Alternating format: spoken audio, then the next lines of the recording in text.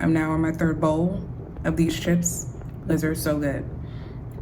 I don't know what they put in these chips. I do because I see the ingredients, but they are so damn good, but they get me in trouble. This is why I only buy one bag. If you're someone who is trying to break your own junk food habit or don't want to necessarily give it up completely and just find better ways of being able to balance both healthy eating and your particular choice of snack, in today's video, I'm going to go over 5 simple things that has helped me in breaking my own junk food habit and having it in healthier ways. One thing that I really enjoy getting is potato chips. So instead of putting the potato chips out on the counter and having my fruit in the fridge, what I'll do is have my fruit on the counter and then I'll have my potato chips in the cabinet. And not only will I put it in the cabinet, I will put it in a place that requires more effort for me to get it. I remember one time I had like my bananas on the cabinet. On a counter, I usually always have bananas, and I buy about like 2 to 3 types of fruits just to have some variety. And I would have my potato chips in our closet. But one thing that I realized is that because it's still easy for me to get to the potato chips, I was still not making it less accessible for myself. So one thing that I started doing was putting it in the cabinet above the refrigerator, which required me to get on a chair to then put it in the cabinet. And if I wanted it, I had to take the chair, then put it in front of the fridge, then go into the cabinet and get it. So one thing I like to do is have easy to eat fruit, because then I don't have to then go to something else because the fruit that I'm getting requires too much work of like cutting a pineapple or cutting a mango. So one thing you want to do is make the snack that you tend to eat often just harder for you to get to, and the healthier snacks more accessible for you to get to. One thing that I would do when I was eating my potato chips was I would eat it when I was hungry, and I didn't know when to stop eating because your body doesn't recognize it as food.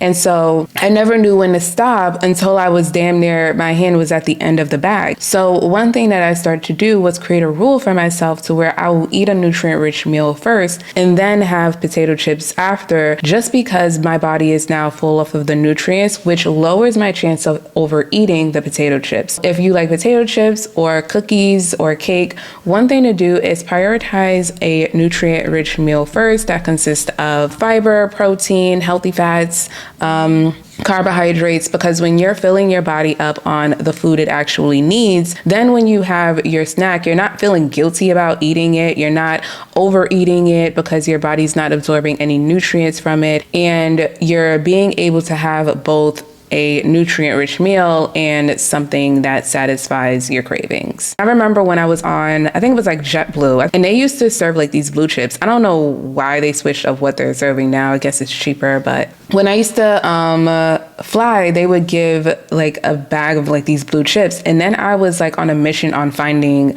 where these blue chips were. And this place that I would go to get my salad when I was still living in the Bronx, they ended up having it, and I was so stoked on them having it. And they had like a good size bag. They had like a bag like this big. And so anytime I would get my salad, I would always get the chips with it. So one thing that I was doing was I would eat my salad first and then have my chips after. And so now I just started implementing that strategy where anytime where I want my snack of my potato chips, one thing that I would do is first eat something nutrient rich that I know will fill me up. And then I would eat my chips or whatever type of snack that I want after. Because I love chips, like this is basically what I'm going to use throughout this video. If you are a cake person or a sweets person like cookies, one thing you could do is just like make it yourself at home and then just use healthier ingredients. Like if you love cookies, make a peanut butter cookie using like natural peanut butter with limited ingredients or using natural sweeteners. But for me specifically, when it comes to potato chips, one thing that I would do is try to pair it with a healthy item. So for instance, one of the chips that I really enjoy now are Siete chips. Like I feel like Siete is like everywhere now because their brand is so good. I've only had their potato chips and I think like probably something else, but I love that brand. Like, Siete, if y'all want to sponsor me, please do. But honestly, like, their potato chips are so good, and I love the ingredients in them. It's so good to the fact that I used to buy 2 of their bags, and I now limit how many bags I buy because I could just find any reason to just like eat that entire bag in 2.5 days. But one thing that I found really helpful is pairing it with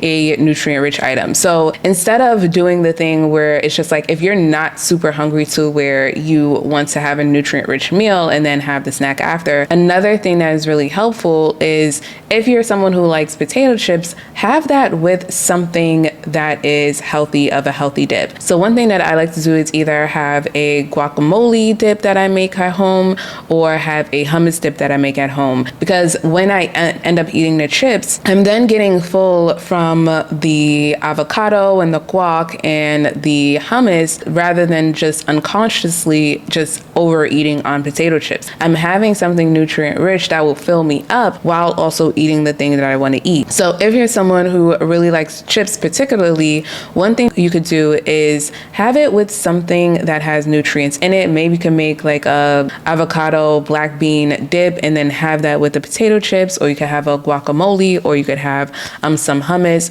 Those are 3 really good options to have available of being able to have something nutrient rich with your choice of snack. That is honestly something that has really been beneficial of a hack that I've started doing, just because I now have something that will fill me up before I end up just overeating on potato chips. The next one is something that I thought I didn't need to do because I thought I was just like, I was good and I didn't need to do it. And it is practicing portion control. For some reason in my head, every single time I open up a bag of potato chips, I think this time I'll have portion control, and I don't. And at first I used to feel like it was like this thing of like being limited and unhealthy. But then I'm like, it gives you an idea of how much you're actually eating.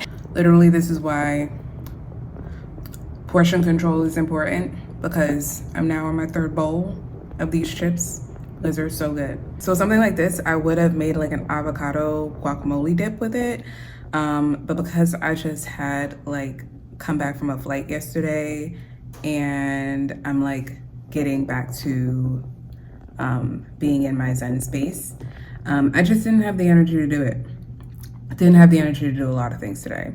So yeah, so I'm just practicing the portion control part, but the bag is already halfway done. But this is why putting it in a bowl is important, because you'll end up seeing how much you eat. So to me, one thing that I like to do is when I have like my potato chips or I want to snack on like a thing of granola, I will just get a bowl and pour the amount of potato chips in that I want, or pour the amount of granola in like a smaller bowl that I want, and I will just snack on that. I think when we just eat directly out of the bag, we think that we're having an idea of how much we're eating and we're being in control of how much we're eating. But because there's limited nutrients in those particular items, we don't realize that how much we actually ate until we see how much further our hand is going into the bag to pick up a new handful of it. So one thing I've just learned to do is practice portion control, because what I'll do is just put the chips in a bowl and I will pour enough that I feel like I'll be fine with eating. And if I do want more, I'll go back and get more. But I now have an understanding of how much I'm actually eating rather than just leaving it up to chance and going straight from the bag. And the last one is something that I've mentioned in several of my other videos, and it is reading the labels to find healthier alternatives. I'll probably say this until my face turns blue, but honestly, many times it's not the food itself, it's the ingredients in the food that makes it not the healthiest. So again, as an example of loving potato chips, I used to have like the Lay's, and I think honestly like the brand that I would get, it had like decent amount of ingredients, but I just didn't like the oils that they had in there. And then I would and then I started getting kettle cooked, and then I started getting baked, and I just played around with different types of chips that seemed healthier to me. And then another thing I started focusing on was what kind of oils they were using and how many oils was in those types of brand of potato chips. So for me personally, I really enjoy the brand Siete just because they use avocado oil and they have seasonings that I recognize. They don't have any weird shit in it. So that is really like top tier brand for me. That's probably something I'll stick with. I enjoy kettle cooked too. Like kettle cooked just sounds healthier. I really don't even know if kettle cooked is healthier, but it just sounds healthier. And I remember trying to make my own potato chips once, and I think that's kind of where I dwindled down on how much potato chips I eat, because I saw firsthand like how much oil it requires. And I think that will also like have your mind rolling. Like when you make the foods that you really enjoy, you'll see like how much salt is needed in them, how much sugar is needed in them, how much oil is needing in them. And I don't know, to me it's just like it becomes a turnoff when I realize like how much is actually needed. Like it's one thing to see the ingredients, but then another thing to actually make it and then do it yourself. And it's like 3 cups of sugar and you're like, hey, this looks like a lot of fucking sugar. Or it's like pour a whole bunch of oil in a pan and then just have the chips fry, and it's like cool, but I'm like, damn, that's a lot of oil. So when I look for a snack that I really enjoy, the first thing I do is I don't look at anything on the front of the label. I really don't care. Anything on the front of the label to me is just like it's like marketing and you trying to grab my attention. I go straight to the back of it. I just turn it around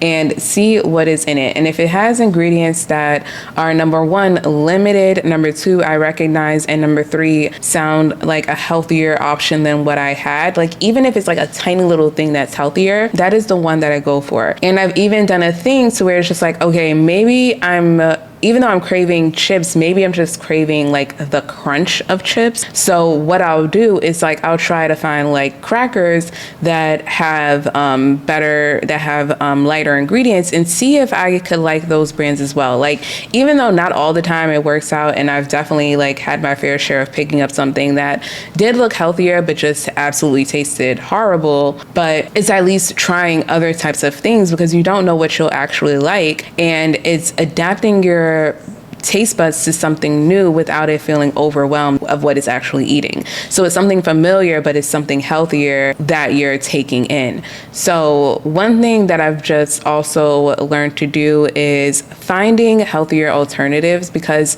it's not like I want to take it away completely, but I do want to be conscious of what I'm actually picking up.